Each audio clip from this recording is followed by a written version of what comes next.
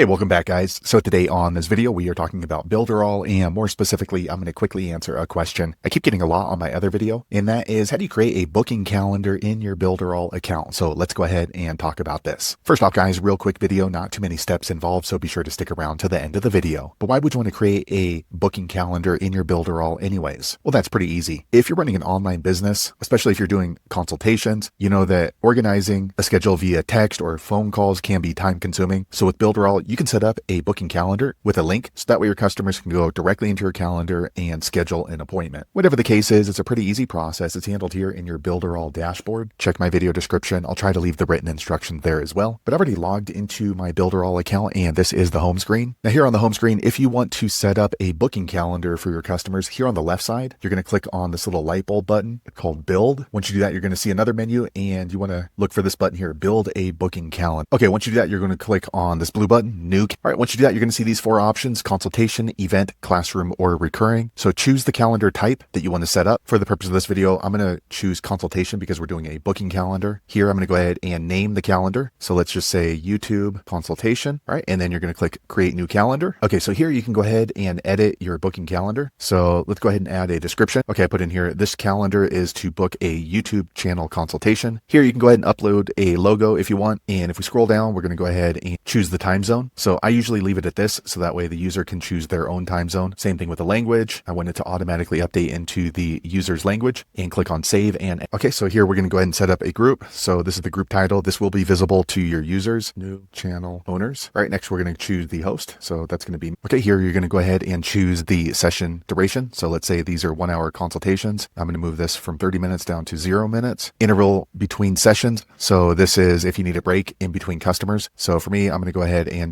let's do 20 minutes. So that way I have time to prepare for my next appointment. Okay, and then here we're going to do business hours. So I'm going to turn off Sunday and Saturday and 8 o'clock. Let me go ahead and increase that to 9 on all of these days. Okay, 9 o'clock until 5 o'clock. Here you can go ahead and turn off specific dates. So if it's going to be some sort of a holiday, a birthday, or something like that, or vacation, you can turn those off here. Okay, if we scroll down a little bit more, you're going to get some more options. So as far as availability, I'm going to do rolling days, and I'm going to do 3 because I don't really want my customers to be booking so far in advance that they forget, but that really depends on your business. And this one's really important as well, so that way you don't receive last minute appointments. You can change this. So I'm going to let them know they need to book at least 8 hours in advance. So I'm going to click hours, and I'll change this to 8. So that way I don't get a booking and I have to be on a call in 20 minutes. Okay, and after you do that, you can click on advanced configurations. Okay, now if you have to go through a review, you can approve the appointments manually before they're booked. You can also choose not to accept cancellations if you want. You can also allow your subscribers to reschedule based off of their email confirmation if you want. Okay, so we're going to go ahead and click on save and exit. Okay, next you get to choose what information they need to provide before they can book with you. So by default, it's going to be name, email address, and phone number optional. If you want to change this to required, just click on the little pencil icon that appears when you hover over it, and then you want to click on required. And okay, after they have booked, you can put a success message. So let's say, see you on the call. Or if you need to redirect them to something, you can click here and then add the redirect URL and click on save and next. Okay, this is for email confirmations. So I personally like to send confirmation once it's been booked. Cancellation notification, same thing. If they end up canceling, I want to go ahead and send them an email notification. And if you want to set up reminders, you can go ahead and set that up here. So yes, send reminders, and then you set a new reminder, and then here you can set that up. So 1 hour before the meeting by default. If you want to change that, just click on the pencil icon, and let's go ahead and send that out. Let's say 1 day and 0 hours before the meeting. So I'll click done. All right, and lastly, you can go ahead and choose where they're going to receive the emails. So I'm going to use my default email sender and save and exit. Okay, next, if you want to sync it with your Google Calendar, you can add that here. You can also enable Zoom and Google Meets if these are going to be virtual meetings or bookings. And lastly, you can add them to a subscriber list and save and exit. Okay, here you can go ahead and set up your payment provider. So that way to make a payment for this particular booking and save and exit. Okay, now it's processing. Okay, now we have set up a new booking calendar. So here's the link right here. You can easily just copy, and now you can go ahead and post it in your Instagram, in a YouTube page, or wherever you normally share your booking calendars. Now, if you're going to be posting this booking calendar into your website, you can scroll down and get the HTML embed code right here. So there you have it, guys. If you're looking to a booking calendar in your Builderall account, that's the easiest way I know how to do it. If you know an easier way, be sure to leave a comment below. Let the rest of us know how you did it. Hopefully you found that video useful. If so, click thumbs up, or maybe consider subscribing to my channel, and I hope to see you on the next video. Thanks again for watching.